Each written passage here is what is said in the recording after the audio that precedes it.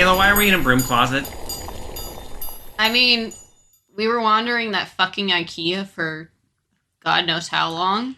Just wanted to get the opposite feeling. Like, if we were going to go to the Foundation, we're going to be safe in this broom closet. It's, like, so small. We're, like, all kind of squeezed in here. Well, we were also trying to escape those monstrous things. Yeah, that's true. At least now when we open the door, it opens into the Foundation instead of into the IKEA. So at least we got that. But the door seems kind of stuck. Nah, it's not going to budge. I need to get to the Hennessy vending machine. Where's Gracie when you need her? She snorts open doors. I found a Seid. What? Hey, I'm here. Whoa. Seid, you've been here the whole time? Seid's been in the closet the whole time. Seid, we gotta get you out of here. Listen to the dregs to find out why. Wait, it's almost June. We shouldn't be in the closet. Okay, I got the closet door open. There we go. Okay, now, yeah. Okay, good. We are back at the Foundation. Hey, everybody.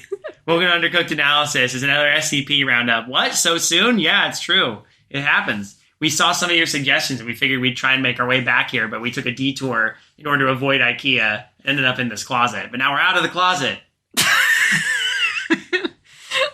We also found a Seid. Because I was shopping at IKEA. One of my terrible secrets, I like going to IKEA a little too much, and now I'm here, and I didn't get my shelves that I wanted, so... Well, you know, it's hard to get a shelf from a place that's infinite like that, and you can't find the checkout lines. Right. Yeah. I didn't need to buy another shark plush anyway. Well, I'm glad you're here, because I can't seem to find Alan. Yeah. I think after that last incident... Seid was supposed to be on the IKEA episode, but then it just didn't work out. Yeah. So. Well, here, let me get you a Hennessy, because that's all the vending machine gives anymore. Oh, damn. Okay. Yeah.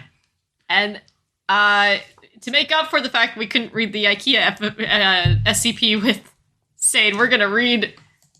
Well, we got a bunch of suggestions. We're taking one, but we're starting with something near and dear to Seid's heart. Banana fish? Yeah, the banana fish. So this is we've decided to go to the archives and we found SCP because Seid literally asked us for find the Gayest SCP. Give me your Gayest SCP, sir. And we found one titled "The Gayest Man Alive," and it's SCP-230. Is that the one you sent me? Okay. Yeah, that's the one I sent you. So we all have access to the file again, thanks to Gracie and her ability to infiltrate. You know, there's people like around us, but they don't care anymore. I'm starting to think everybody at the Foundation's like really apathetic about our presence, which seems a little weird. But I guess if you've worked here long enough, no matter what class of personnel you are, it just gets draining after a while. You stop caring. Everybody knows the Foundation exists at this point anyway. It's not that secret. I mean, they have a whole website dedicated to it. Yeah, no, they must know that everybody has access to it. Anyway, this is SCP-230. Who'd like to start? Should we go by paragraph, I guess? Or do we could do it, yeah, let's do it by paragraph. It's not a terribly long one, so let's see.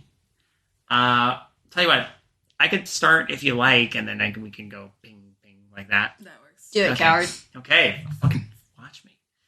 Item number SCP-230. Object class Euclid. Special containment procedures. SCP-230 is kept in a secure room in Site Redacted. The room must have a controlled ventilation system so that air exiting the room can be properly filtered before it re-enters the regular ventilation system of the complex. SCP-230 is to be given anything he requests that does not violate standard procedures for SCP containment. Awesome. Yeah, that sounds pretty nice. That's really actually. nice of them. The door is set to automatically lock every time it closes and can only be opened from outside the room. Personnel entering SCP-230's room must wear a full hazmat suit with its own oxygen supply. The fuck?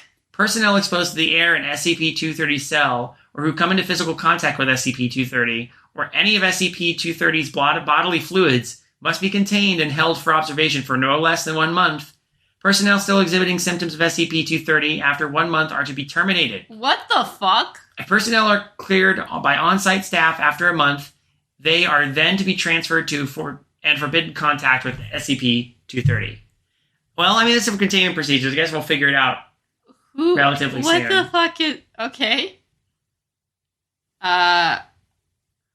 want to go, Seid, or should I go? Or I think we. I guess. Yeah. It's weird. It's weird to do this in physical dimensions. I mean, to be actually in person. and actually in the same dimension for a change. Usually, we there's some sort of jiggery pokery involving alternate universes. What the jiggery pokery? It's a real thing. Look it up. It's a fact. Look it up. I call bullshit on that, but sure. It's true. Due to recent events, subjects that have been exposed and cleared by staff are to undergo regular psychological exams. If upon exam the personnel exhibits any of the traits shown in the document 230-4436, is that B? Yeah. The personnel is to be terminated. I'm kind of. Is this gonna be? Is this low key? Don't go in there or you'll catch the gay. I'm kind of weary That's about it. where it's starting to. I hope That's what it's feeling like so far. Look, we know that the SCP has gone. The SCP Foundation has gone way out there to be we are a pride organization, though. They've had the flag. Despite whatever you think about them being really public about that, whether it fits with the narrative or not, it is nice to see that they're no, we're. Well, yeah. So does Disneyland, and look. Yeah, but Disneyland doesn't contain a bunch of horrid monsters and things too eldritch to be known, or do they? I was gonna say. Someone has to perform a ritual every so often in order to keep the Disney cats from,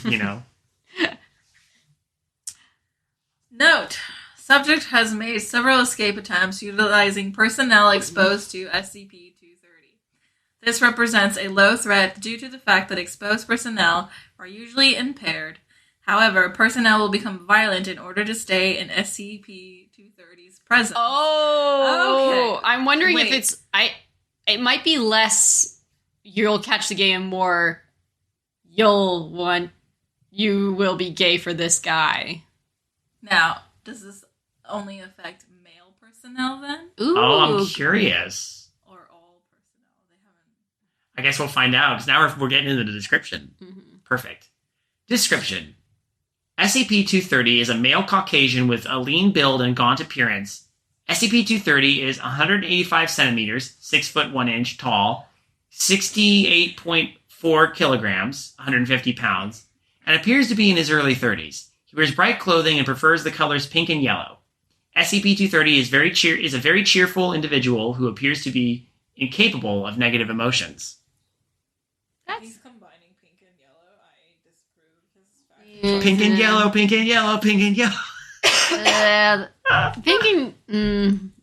Pink and yellow only work if you're going for a floral print or something like that. I was just picturing him wearing tie-dye until this moment, but yeah.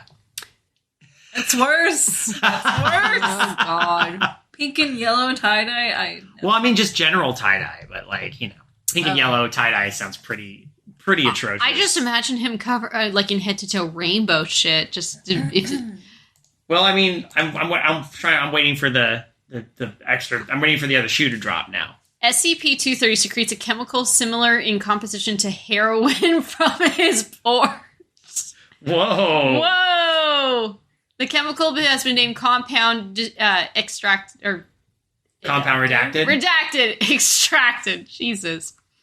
Once secreted from his pores, it evaporates immediately and contaminates the air around SCP-230. Compound redacted seems to be effective in as little as 30 parts per million in gaseous. What the fuck does that mean? 30 parts per million. Science mumbo jumbo. That's not even science. That just makes stuff fine. This is an early Yeah. SCP, by the way. This is That 230. That is a measurement. Oh, it I don't is? know how to explain it, but yeah, no. Oh, okay. Then I'm just. You're good. We're just not smart enough to Yeah. know exactly what it means. Look, we're infiltrating the Foundation. We're not part of it per se. Yeah. Except Gracie. Except for Gracie. Well, she is an SCP. She is an SCP. When inhaled, compound redacted causes extreme euphoria in subjects. Analysis on Class D personnel under the effects of SCP-230 indicated they had dopamine levels greater than 5 times of what is expected during sexual climax. Damn. Oh man, that's gonna put you in a state. God. Oh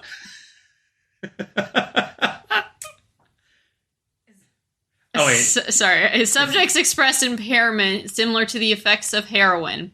Subjects become willing to comply with any request SCP-230 makes, provided it does not involve leaving SCP-230's presence. Get me a sandwich. No. I can't. That means leaving you. Talk about a codependent relationship. Also, what's considered leaving? Like, what if it's in the same room? Is that acceptable? Or what if they leave the room, or if they're in the same house? Is that acceptable? Like, what is considered too far from being away from his presence? Probably still close enough to breathe him. Ew. Huh. Ew. Ew. Compound redacted is present in all of SCP-230's bodily fluids. Oh, God. So take your pick. Exposure is possible even by contact with SCP-230 skin. Exposure to the compound will result in immediate addiction. Withdrawal symptoms are extreme and have a 30% mortality rate. Symptoms include loss of appetite, tremors, panic, vomiting, diarrhea, irritability, dementia, insanity, blindness, and hemorrhaging, though symptoms vary from subject to subject. Symptoms typically last around 2 weeks before subsiding. The symptoms appear to be determined by how much of compound redacted the subject is exposed to. Subjects that ingest any of SCP-230's bodily fluid, i.e. saliva, blood, cum, etc. I added that. Okay. Yeah. Because we were all thinking thought it. We were all thinking Right? it. Yeah. Have a mortality rate from withdrawal of 100%. Oh, damn. So I hope that tasted good. That better have been the best. Was it but- good for you, too?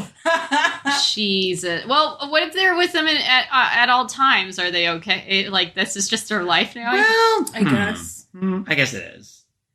SCP-230 was found in an apartment in Redacted with 20 people acting as his servants. Holy shit. SCP-230 seemed to be... This is a harem anime. I see what's going on here. Oh, boy. SCP-230 seemed to be actively attempting to limit the number of people he exposed. Several bodies of exposed persons were found on the premises. When questioned about them, SCP-230 replied, things were getting crowded, so I had to ask a few of them to stop breathing. Holy shit. Wow. SCP-230 appears to be under the effects of compound redacted, but doesn't seem to be impaired by it in any way. Yeah, I was kind of wondering how, like, since he basically causes the heroin effect, how that affects him. Attempts to alter SCP-230's mood have proven ineffective. Use of various drugs known to cause depression only resulted in SCP-230 producing more of compound redacted and thus were ineffective. This is very darkly humorous. Turn into, like, he's not gay, but he's... Happy gay. Aw, damn it. SCP-230 is a very friendly individual and will candidly engage in conversation with any personnel. SCP-230 is unaware of how or when he began secreting compound redacted. When questioned about his past, SCP-230 replied that he has been secreting compound redacted as long as he can remember. SCP-230 prefers to talk about things he considers good or gay. Like Seid. Well, in this case, both. You are both of these things. Yeah. I would argue about the good part. Well, you're good to us. Yeah. You're good in my book. SCP-230 has some psychological attachment to the word gay. Like Seid. When asked to describe himself, SCP-230 used the word gay 6 times, gaiety 4 times, and the word gayest once when SCP-230 referred to himself as the gayest man alive. No, note by Dr. Redacted. SCP-230's preoccupation with the word gay has nothing to do with sexual orientation. Damn it! SCP-230 doesn't appear to have a sexual orientation due to a lack of interest in sex entirely. Well, if he's, like, experiencing something better than climaxing all the time, then... He literally, like, he secretes a compound that he is in... His whole body is filled with this thing that's better than sex, 24/7. The next sentence actually says, this makes sense seeing as SCP-230 experiences the same amount of pleasure doing any given activity, making sex unnecessary. But if that's the case, then he's considered asexual. So, and that is a form of gay, so... Yeah. It's not gay. It's a form of LGBTQ+. Yes. Exactly. Okay, I'll give you that, yeah. So he's the happiest ace alive. I'm just saying, if you're constantly feeling a feeling of euphoria like this, it doesn't matter what your orientation is. You are the happiest whatever alive. You know? Addendum 231. Class 2 personnel researcher, redacted, was accidentally exposed to compound redacted during research. Redacted was detained and sent to treatment for the duration of withdrawal symptoms. After 1 month, redacted was released after being cleared by medical staff. And my phone shut off. Okay. Oh no. 2 months later, redacted was found trying to break into SCP-230's containment area. Redacted reacted violently and injured several personnel before she was detained. Redacted was terminated after examination, and precautions have been made to prevent further occurrence. See document 230-4436B. Document 430-4436B, data expunged. We don't even get to that, do we? Damn it. SCP does not fuck around. It does not. Well, that was fun. Okay. I feel I'm getting this weird sense of deja vu as I'm reading this. What? I don't know. Like, I think I've read this before. Maybe I don't know if I've read it on the show. I don't. If I have, then old man David doesn't remember these things anymore, but that's okay. Sometimes it's good to revisit it. I definitely feel like I've read this one before, but it doesn't stick in my head like it used to, The gayest man alive? I just saw the gayest man alive. Clickbait. Yeah, well, now that we know, the most clickbaity. It really is. Clickbaity. This one was archived by Scotch. So credit to Scotch for giving us the gayest man alive. Back in 2008. You know what's sad? The 2008 was before gay marriage became legalized. I think. Wasn't it 2015? It was around that, yeah. Wasn't it 2015? Oh. And gay marriage in US. But it was being fought over in California. Yes. So same like Proposition 8. We all remember Proposition 8. So it began being legal in Massachusetts in 2004. All 50 states in 2015. Excellent. Holy shit.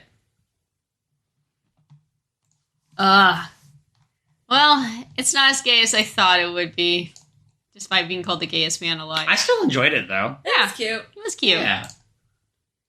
I think I like there's a weird bit of humor, or dark humor to it. The idea that these people are addicted to this person. This person's just like, okay, well, as long as it doesn't get crowded. Yeah, just make a few people stop breathing and it's okay.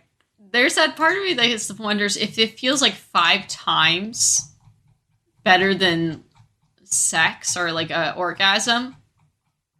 If it would be worth like testing once, or if it would be too addictive. Well, this is immediately addictive. Yeah. Well, yeah. Oh, this one's got some addendums to it. But I decided to look into another file. So after going there, we're going to actually move forward in the Foundation a little bit. And several ones that we are considering were actually sent to us after we posted the last episode at the Foundation. We wrapped up the confinement edition. And there were several good, promising suggestions. But this one was one of many that was pitched to us by Hyperthermal. This is SCP-2614. Sometimes I go out in pity of myself. And Hyper just noted it is deceptively horror. Interesting. And I think that sounds cool to me. Okay. Yeah. I mean, if there's any of the other ones that sound more compelling, like, for example, at Master Fruitcake recommended one called Giant Eel. It's just SCP-3000. But what do you all think? Which of these? I was considering that one because that one sounded interesting to me, but I don't want to necessarily. I'm down for whatever you all want to do in terms of our options here. Whatever is short, because after talking about Digimon, I'm already losing my voice. You should have it right there. All right. I mean, I like media. I'm definitely I'm a film buff, so. Mm-hmm. So should I start this one again, or should we clean slate, or did you like to start it? You can start. Okay. Item SCP-2614. Object class safe. Special containment procedures. SCP-2614 is to be kept in a locked container in the personal office of Dr. Schmidt. Requests to research SCP... I guess I should say 2614, huh? 2614, yeah. Request to research SCP-2614 must be forwarded to his office. That's all there is for containment procedures. Huh. Description. SCP-2614 is a DVD copy of the 5th season of the television drama The Sopranos. This is some haunted media shit. Hell yeah. Okay. The disc itself is moderately scratched, bless you. Thank you. Consistent with deterioration after heavy use. The object does not bear any marks of origin, although the word bookshelf written in black marker obscures the title logo on the top page. Okay. Weird. I did not... You know what? I didn't see that coming. I never watched The Sopranos, so I don't know shit about... I don't know shit about The Sopranos. Neither do I, to be honest. That's cool. The only thing I know is that there's one of them... there's like a one episode that actually ends like cutting between while someone was talking. It's like they're just talking, and it ends like something like that. Yeah. That's the only thing I really know about The Sopranos. And there's someone named Tony. Okay, when played, it's non-anomalous unless an action is performed during a scene where a character is watching the film. Redacted. I'm trying to wrap my head around that. Wait. During a scene where a character... Okay. Presumably there's a scene where a character is watching a film in the show. In the show, and if someone does an action, I don't know if they'll specify what exactly, during that scene, then something happens. Yeah. Okay. If the play button is pressed on any working remote device, the viewer is granted control of the camera view through the device's directional pad and the center button used for forward movement. Oh, suddenly it's an interactive... You can move the frame. So now it's a video game. Oh no. Okay, another thing I know about The Sopranos is that Sopranos also made one of the worst video games. Okay, sorry. That's the right. The camera is free-moving and fully maneuverable. Upon the performance of this action, it is not possible to revert to the previous non-anomalous state without ejecting the object and thoroughly cleaning with isopropyl alcohol. Interesting. Okay. Huh. This is odd. Yeah, I'm interested. I'm intrigued, though. After assuming control of the camera, the show's setting will begin to elapse in real time. As such, characters have been observed to continue interacting after what would normally have been a scene transition. It is not possible to fast forward or rewind. Judging by the apparent in-universe date at the outset, the user would have to wait 3 days and 14 hours and navigate the camera to a strip club known to be frequented by associates of the DeMio family in order to be present for the next chronological broadcast scene. Okay.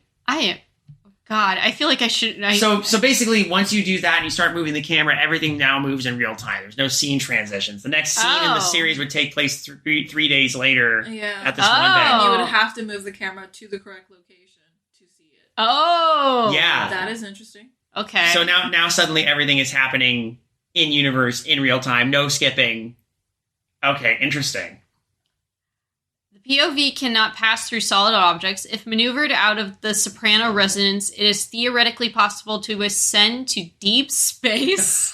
Although this is not feasible given the rate of travel. So you basically, once you move the camera through a window or out the door, you could move the camera view up into the fucking sky if you wanted to and just keep it going. This feels like... This is so surreal. I like this. I like how weird this is. Holy shit. The movement of this observational point is not bounded in 3 dimensions. Recent research has succeeded in navigating the camera to Boston, Massachusetts. Boston, ma. Sopranos takes place in New York, I'm going to assume. I think. Fuck. Now I feel like I need a knowledge of Sopranos, which is like... Just give us the Sopranos 101. It appears that the world depicted contains numerous cities populated by actual individuals. However, despite the show's realism, its own stylistic flourishes and nature as a television show, such as major characters being unusually audible in social settings, continue to be apparent. These, which might be referred to as meta-anomalies, are not acknowledged by characters or bystanders.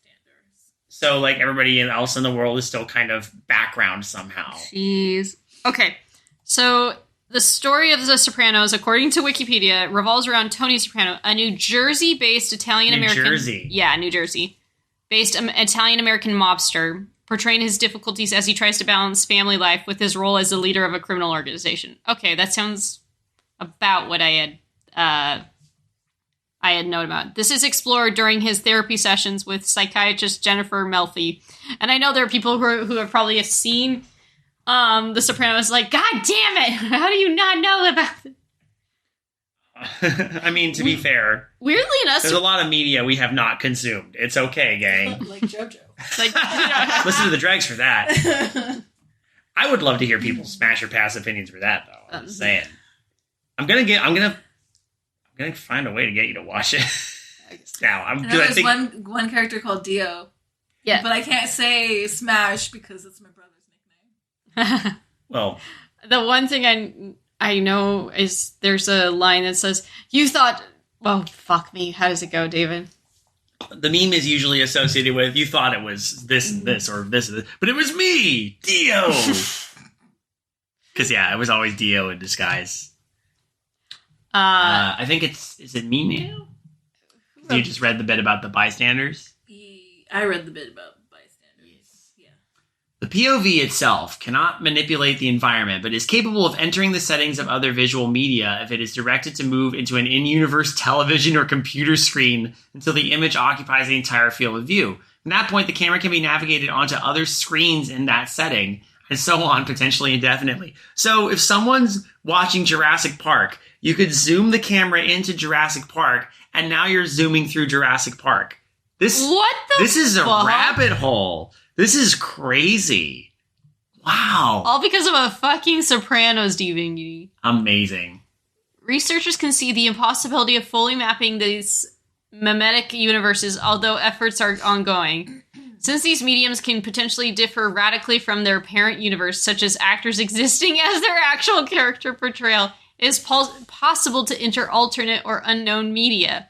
Oh. What follows is a transcript log of mimetic travel and accounts of what can be referred to as extra or supra-canonical material. Holy shit. So, like, you know how there's, like, fake TV shows in some mediums? Yeah. Could you actually enter the world of that fake TV show? You could, and then suddenly now you're exploring that. But I guess every time you take the DVD out, you have to clean it, and then when you put it back, you're always you have to start from that moment where they're watching the thing, and that's when you can start controlling it. That's interesting. Okay, well, now we're on the testing log, so this should be cool. We're on the first log is preliminary testing. And it's just, I guess this should just how deep we could potentially go with this. Universe, The Sopranos. Description. First recorded experiment after discovery of effect. POV directed to a bookshelf in the Sopranos' living room, where a note written in a journal pad is clearly legible. It reads, "Art is the emanation of man.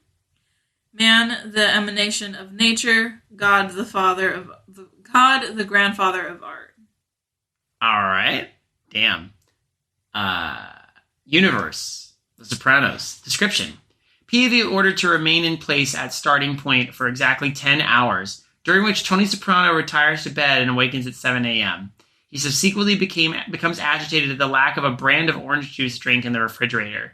This scene is not present in the show. Universe, The Sopranos. Description. POV is navigated out of the Sopranos residence through an open window in the second floor bathroom. The night sky is cloudy and does not match corresponding meteorological records of that date. POV is able to break cloud cover and move indefinitely upwards if it is so desired. Whoa. All right. So that was the preliminary testing. Now we got home universe and alternate property logs. Universe, The Sopranos. Description, POV was placed in Soprano bathroom. Character Tony Soprano observed... My mind immediately went into the toilet. Put it in the toilet, facing up. Could you zoom the camera down the toilet and through the pipes? Could you do that? If you go down far enough, will you find the Super Mario Brothers? Oh, God. Oh, wait, this is in New Jersey. No, they only serve, Brooklyn and Brooklyn and Staten Island? No, wait, they don't serve Staten Island. Brooklyn and Queens. Yeah. Never mind. This is New Jersey. Yeah. They wouldn't even go this far. Character Tony Soprano observed to have sobbed in shower. This is not mentioned in the original plot line. Universe, The Sopranos. Description, POV moved to the residence of character Christopher Moltisanti, a protege and nephew of Tony Soprano. Character is observed to go on an alcohol binge and shout profanities directed at his uncle. This is not depicted in the original broadcast. Universe, The Wizard of Oz. Oh, thank God, something I know. Description, POV was maneuvered to the local Newark library where a child was watching the film on a desktop computer. POV traveled east for redacted days before entering what appears to be an outer space void colored pink and yellow. Why does pink and yellow keep popping up? That's where the gayest man alive came from. He came from the pink and yellow universe. Jeez. Universe, Snow White. Description, POV maneuvered from Dorothy's character's Kansas home to a private showing of the Disney film in Denver. POV was subsequently directed upwards and once having gained a sufficient altitude, descended on a continent east of the events of the film. In this continent, researchers discovered a young man in combat with a boar-like creature.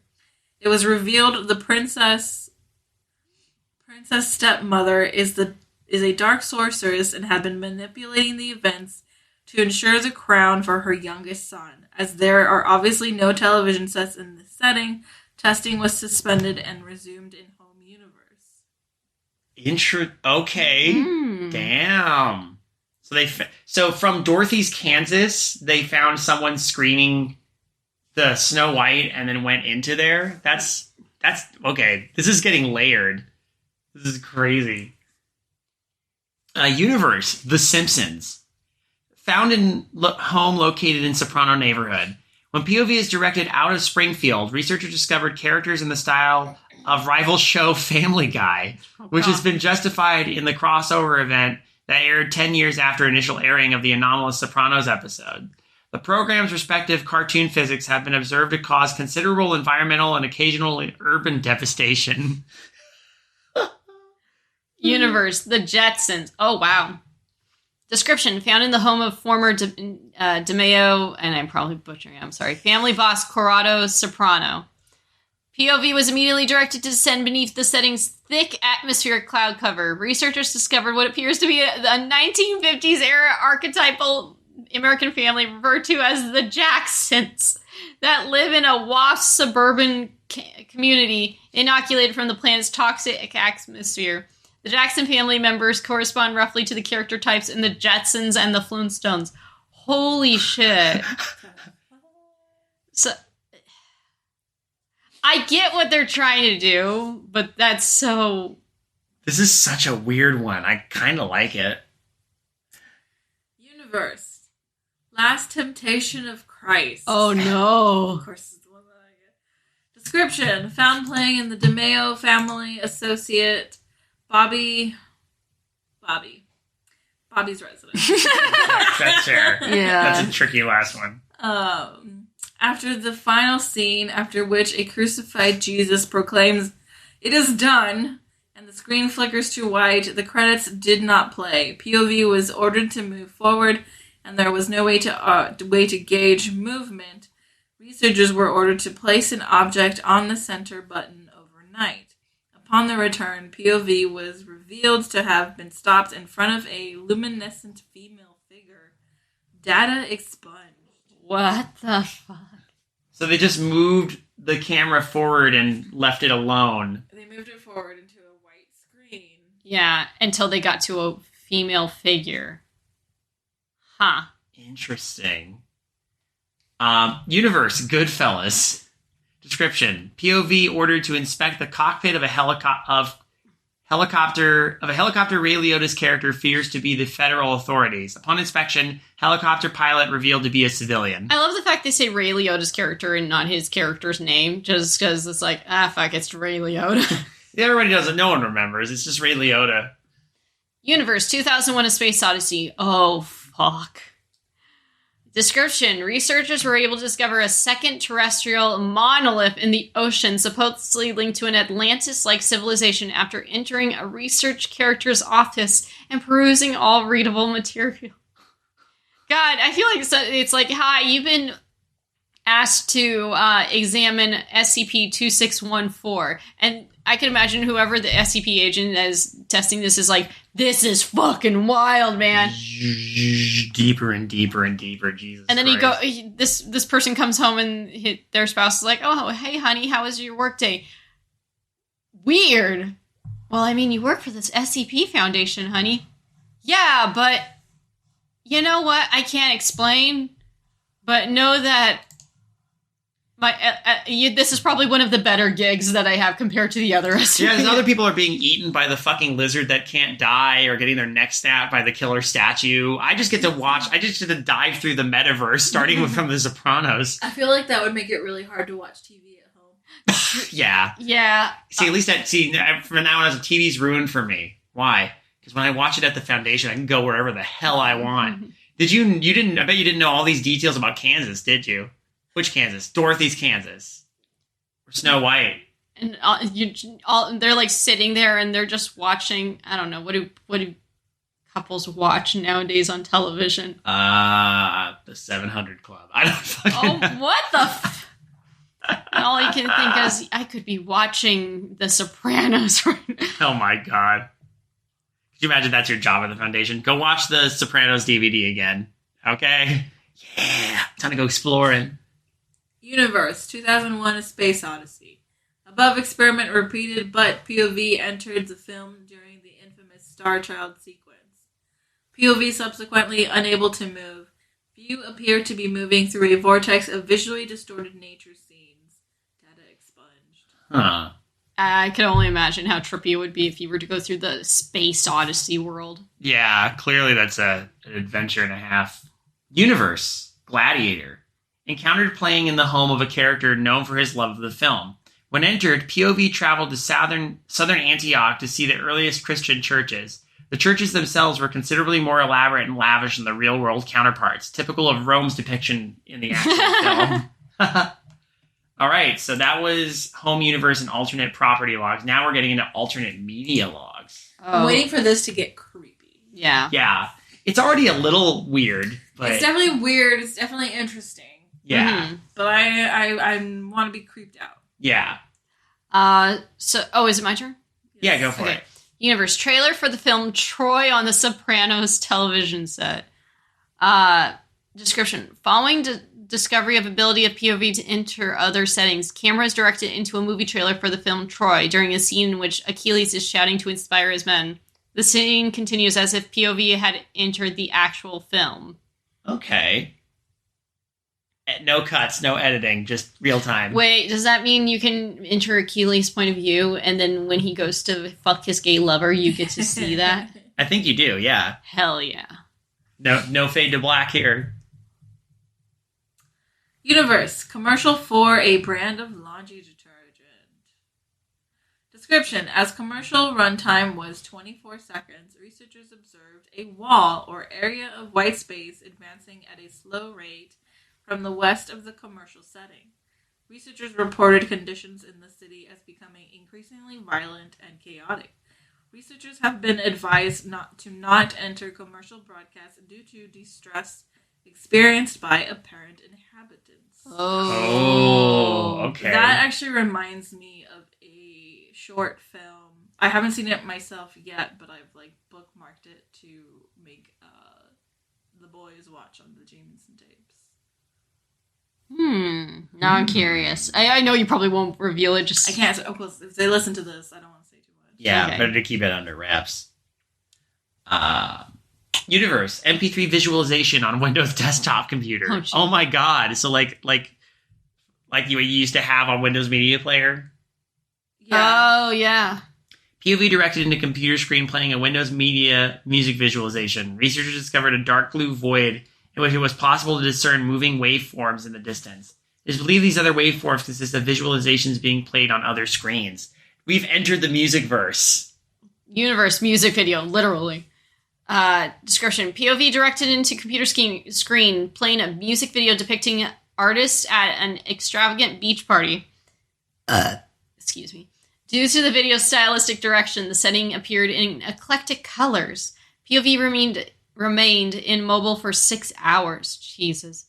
Researchers observed the sky turning from greenish teal to yellow-red to highly unusual dark shades of color called Stygian blue, which appears as a luminescent dark blue. Wow. So again, the deeper you go, the more of these like weird universes that are based entirely on the stylistic directing choices. Again, could you imagine being the SCP agent assigned to this? Yeah, this is nuts. You get to do this shit, go through all these weird universes, and you're taking notes like, holy. Mm-hmm. Universe Sandman. Oh. Thank you. Sandman is an exceedingly popular serial drama in the Sopranos universe. Carmela Soprano has been observed to speculate on the show's plot trajectory with friends and acquaintances, although it is never mentioned in the original program. The show follows a reformed cartel enforcer, Jamie Sandman Gutierrez. Aww. Sorry, I thought it was another. Oh, I thought it was I thought so too. Yeah, that's all right. Seeking to relocate his family after his incarceration and inoculate his younger brother from drug and gang influence. When entered, during a scene in which Jamie Gutierrez's younger brother is seen purchasing methamphetamines in a dilapidated home, researchers discovered a journal pad note near the mattress bed and a window near the mattress bed of a heroin addict. The note read, "There was no God here. Though I cried, I found his shadow and could not die." Researchers initially believed this to be diegetic and referring to the squalor of the building. Oh. Universe. Caroline. Description. Caroline is a popular long-running television show in the Sandman universe. Oh, God. Now this is Inception shit. Similar in the convention to shows such as The Brady Bunch and I Love Lucy. Caroline is presented as a Southern belle who moved to New York after marrying an oil tycoon. So it's kind of the opposite of Green Acres. Mm-hmm. When entered at an establishing shot of the titular character's apartment building, the setting appeared to have been uninhabited. Researchers could not find signs of life in either the city itself or upstate New York. I just realized, could you imagine going through like this doesn't really get addressed. I don't think this gets addressed. Maybe it does. But going through a sitcom, like a multi-TV sitcom. Yeah. Or multi-camera sitcom. Yeah. And then you move it and then you're like, feel like you're actually on a studio set. And oh my gosh. Yeah. I'm still trying to wrap my head around some of this. This is getting... I can get where the subtle horror is. Like, how deep does this go? How far can it get? This is insane. Universe. Snakebite. Description. Slasher film found to be playing in abandoned suburban home in the Caroline setting. Entered during a scene in which the killer, a mentally deranged farmer with fangs... Okay. Corners the main character in a swamp. Upon entering, both characters turn to look directly at the POV and remain unresponsive from that point forward. All characters have been shown to behave in this way. POV directed out of Bayou, Louisiana into a local movie theater. All persons encountering the camera followed its movement. Oh, now people are noticing the camera? Universe Redacted. Romantic film found to be playing in theater during a scene set in a diner. Is this... Okay, so this is the theater in Snakebite. Possibly. Okay. When entered, diner's lights reverted to a deep red color. All in-universe lighting is affected. City appears uninhabited. Sky is black and devoid of stars, although a dark red glow has been observed on the horizon in all directions. Data expunged. Universe, static. Description. As all television sets in previous setting were turned to static, researchers opted to enter a screen in a hospital waiting room. Once inside, pressing the center button would resolve the visual snow into an image, as if the POV was moving through a cloud or field of static. POV eventually appears in a brightly lit hallway. See attached file. All directional movement is restricted except for forward travel. As the POV advances, the image becomes more saturated. Data expunged. Oh, God. There's actually an image right there. Data concurrent with pataphysical hypermodel, DMRG. All research personnel are expressly forbidden from repeating above procedure on pain of potential termination. Dude. What did they find in that hallway? Now that things are getting more and more... Ooh. It sounded like... Kind of like, when you get to, like, say, the edge of a game where there's, like, not enough models or, like, they just render. Oh, it's yeah. not rendered as, like, in full detail because you're not supposed to go all the way out there and see it. Yeah. That's kind of what it's sounding like, where they kept going deeper and deeper through the monitors, and there was just, like, less, uninhabited. Less there for it to see rendered. Uh-huh. Until you're, like, in this. Just this... Like, how deep have we gone? Like, what point did we kind of clip out of what's already been created, Like, there's the existential horror right there. I think so. That was pretty cool. That was fun. I like that one. Yeah. That was, yes. Again, the title is interesting, too. The title being, Sometimes I Go Out in Pity of Myself. Interesting title. Yeah. Now, let's see. As always, I want to make sure credit where credit is due.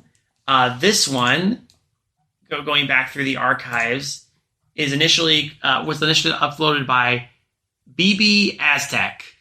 I think it's bbaztek. bbaztek? That's what my guess is. bbaztek. Yeah. Or Baby Aztec. Baby Aztec. Baby Aztec. That was all right. Well, Hyper, thanks for sharing that one with us, among many. I think we'll come back to look at some of these other ones later, but that one just, the fact that it said deceptively horror, I think was what it was intriguing. I guess, yeah. It's more existential than anything. Mm-hmm. But I kind of like that. Like, after the more, like, grounded, with big air quotes around it, that was the gayest man alive. Grounded. This one, it just took a really simple premise and then just ran with it. Yeah. Which is pretty cool. I was hoping for something a little creepier, but I like what we got. Yeah, yeah. What we got was solid. And next time we could do something with more, just obvious horror, maybe Infestation. That one did. Yeah. They did. He does warn it's gruesome, but I'll read something gruesome. I know you like the gruesome. But as it stands, I think we've been here for a little bit now. We should probably get out while the getting's good. You know what I mean? Hey, thanks for listening to our show. It's always a pleasure having you around. If you enjoyed what you heard here, you can give this podcast a upvote, a rating, a review, wherever you listen to this, whether it be through the podcast scene or on YouTube. It's in both places. If you want to send us something to read that you have written, or maybe something from... We still take recommendations from the SCP Foundation. You can email us at midnightmarinara@gmail.com. You can also join our Patreon, patreon.com/midnightmarinara, and get access to the choice drags as well as other cool secret background material. You can join the Creative Horror Discord. And we try to bump any patron stories that are submitted higher on the list so that you can get that priority if you'd like to submit us something. In addition, you should also listen to some of the other podcasts on the Creative Horror Network, including Darkly Lit, The Jameson Tapes, Midnight Marinara, Trick or Track, The Witching Hour, and more in the future. Ooh. Hey, it's too bad we're all in audio mediums. I'd be curious what would happen if you zoomed a camera into one of our podcasts and that podcast became a mimetic universe. And then you took that and went to something that was in the background of that universe, but it doesn't really work with audio, does it? Nah, I think you unfortunately would have to it's only through The Sopranos, and then you would have to watch a specific episode of The Sopranos, which I wish I could.